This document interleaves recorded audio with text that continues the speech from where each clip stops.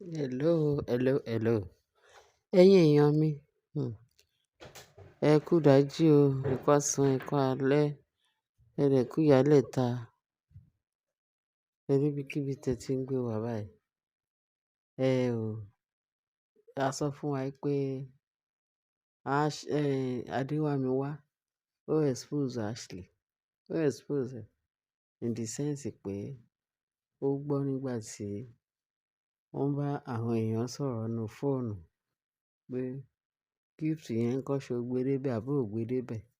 Ìyẹn gift jàmbá tán fi lọ fún, tán lọ present fún Queen Naomi tó di yánpọnyánrin, tó di pé kábíyèsí ó ń lé àti Mariam àti Ashley ní ààfin. Kì í ṣe kékeré o. Wọ́n ní, ṣé ẹ mọ̀ pé tó bá ti lọ bẹ́ẹ̀ yẹn, wọ́n á tún wá one way or the other tó máa tún fi padà sí palace. Nǹkan tó ṣẹlẹ̀ ni pé, Ashley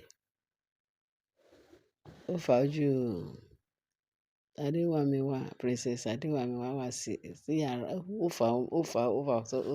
ó fa ojú rere ẹ̀. Ṣé ẹ mọ̀ pé mo sọ fún wa pé wọ́n ní ó máa ń lò sí ọ̀dọ̀ Ashley. Ìyẹn Princess Adéwàmíwá, ó tún máa ń lò sí ọ̀dọ̀ olórí Rónkẹ́.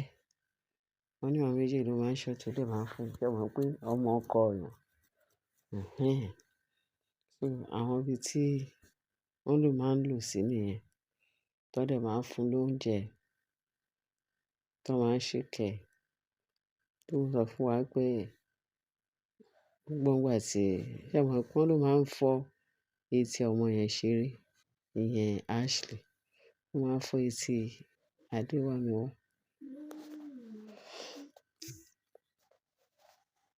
Wọ́n ló máa ń fọ etí ọmọ yẹn ṣeré. At times. Ṣé ẹ mọ̀ pé Ashley yẹn, ẹni tó jẹ́ pé ó hùwà bẹ́ẹ̀ yẹn, ẹ ti mọ̀ nǹkan tó ti gbé mì lóríṣiríṣi. Ẹni tó ń act bẹ́ẹ̀ yẹn, ẹ̀yin mọ oríṣiríṣi pẹ̀lú iṣẹ́ tó ń ṣe. Ṣé ẹ mọ̀ pé iṣẹ́ òògùn, olóògùn, tí wọ́n gan ju ti babaláwo lọ. Torí ẹ ni wọ́n ṣe máa ń pè wọ́n ní àwọn màmá aláwo. Àwọn ìyá aláwo nìyẹn. So kí ni mò ń sọ? Lọ́ bá ní Ashley wá fa ojú Princess Adéwàmíwá, ó fà á mọ́ra. Àṣé láti fẹ́ poison oúnjẹ fún ọmọ yẹn, láti fẹ́ bu òògùn sínú oúnjẹ ọmọ yẹn. Ṣé ẹ mọ̀ pé kò ń wá òògùn yẹn tì àti ṣe ibi yẹn kò ń wá tì torí ó ti jogún bá lọ́dọ̀ bàbá ẹ̀. Wọ́n ló jogún ẹ̀ lọ́dọ̀ bàbá ẹ̀ kan tó according to nǹkan tó ń gan fúnra rẹ̀ ló fẹ́ ẹnu ẹ̀ sọ. Àti ṣe ibi yẹn kò ní lára. Kíákíá ni a ti ṣe. Kíákíá ti ṣe, a ti mójú kúrò. Ẹ̀yin èèyàn mi, lọ́rọ̀ tí mò ń sọ. Wọ́n bá ní, ó wá ní Adéwàmíwá, ṣé ọ̀rọ̀ tájọ sọ níjọ́ yẹn tájọ gbọ́n mi sí omi ò tó. Tàbí sọ pé ó lọ sọ fún kábíyèsí pé ó ní nǹkan tó gbọ́. Kò rí bẹ́ẹ̀. Má bínú. Ó lóun fẹ́ jáde. Ó fẹ́ jáde, oúnjẹ tó fẹ́ jẹ kò ní jẹun. Má jẹun. Ìyẹn ní òun ò jẹ o. Ebi ò pa òun o. Oúnjẹ tó òun yìí jẹ yìí kúnnú òun. Ó ní, tó ò bá jẹ oúnjẹ yìí, á jẹ́ pé ó ṣì ń bínú. Ọ̀rọ̀ tó wà nílẹ̀ yìí, next time tó bá tún rí irú ọ̀rọ̀ bẹ́ẹ̀, wà á sọ fún mi. Wà á pè mí. Báyìí kàtíṣà, báyìí káwọ̀ kì í ṣe pé kó lọ. Ẹ ṣé gan ni. Kì í ṣe pé kó lọ máa sọ fún kábíyèsí. Ó mọ̀ pé èyí tó sọ fún kábíyèsí orí gbogbo wàhálà tó dá lẹ̀. Pé ó dáa, má bínú. Ó ti tán nù mí. Ṣé ó ti tán nù ẹ? Next time, ká jọ máa ṣeré, ká jọ máa ṣàṣeyépọ̀. Kò need gbogbo ìyẹn ní kò sí problem. Ó dáa wá jẹun. Ẹni àkókò òun ò lè jẹun, kò sí inú. Ó ní a jẹ́ pé gbogbo nǹkan tí mò ń sọ fún ẹ látẹ̀kàn. Òun bínú, ó yẹ bínú sí mi. Ó yẹ bínú. Ó dáa, má bínú. Bó ti ẹ̀ jẹ́ díẹ̀ kó jẹ́ ká jọ jẹun so that àwa mọ̀ pé ó ti tán nù. Àwọn ọmọ yẹn ní kò sí problem. Nígbà tí ọmọ wọn mọ̀ pé àwọn ò ṣòròǹgà ni ìgbà tó mọ ronú tó bẹ́ẹ̀, kò ronú jinlẹ̀ tó bẹ́ẹ̀. Wọ́n ní ó ti gbọ̀n nǹkan sínú oúnjẹ fún ọmọ yẹn. Ọmọ yẹn ṣe ní dá, díẹ̀ ni màá jẹ o. Kò ní, mi fi bẹ́ẹ̀, lórí mi fi bẹ́ẹ̀ ní appetite. Ó ní bó ti ẹ̀ jẹ́ díẹ̀ náà, màá mọ̀ pé ò bínú mọ́. Ọmọ yẹn ṣe bu oúnjẹ yẹn sẹ́nu ni tó dẹ̀ jẹ́ díẹ̀. Gẹ́gẹ́ bó ṣe ṣe, ó ṣe sọ, ó dẹ̀ ti ya gbé oúnjẹ lẹ̀. Kóhun tí ń jáde. Wọ́n ní kó tó jáde dé bí gate yẹn, ọmọ yẹn ó ti ń bu inú so. Wọ́n ló ti ń bu inú so. Ó bẹ̀rẹ̀ sí ní bì. Kó tó dé gate àwọn security dé. Adé wá mi wá. Kí ló dé? Kí ló dé? Kí ló jẹ? Kí ló ṣe? Torí wọ́n mọ̀ pé ọ̀dọ̀ Ashley ló ti ń bọ̀. Wọ́n rí tó jáde lọ́dọ̀ Ashley. Wọ́n ní bí kí tá ń sọ yìí. Ó ti ń bí security kan lọ pé kábíyèsí. Pé kábíyèsí wà, kábíyèsí wà. Adé wá mi wá. Ó ń bì wá àwọn nǹkan tó jọ ń lọ́nu mọ́lẹ̀. Bí kábíyèsí ṣe dé ní. Kábíyèsí nìkan rush ẹ lọ sí hospital. Wọ́n dé hospital. Nígbà tó dé hospital, wọ́n diagnose ẹ̀. Wọ́n ní doctor sọ pé poison, kó jẹ poison. Pé poison ni nǹkan tó ń ṣe tó fi ń lọ́nu mọ́lẹ̀.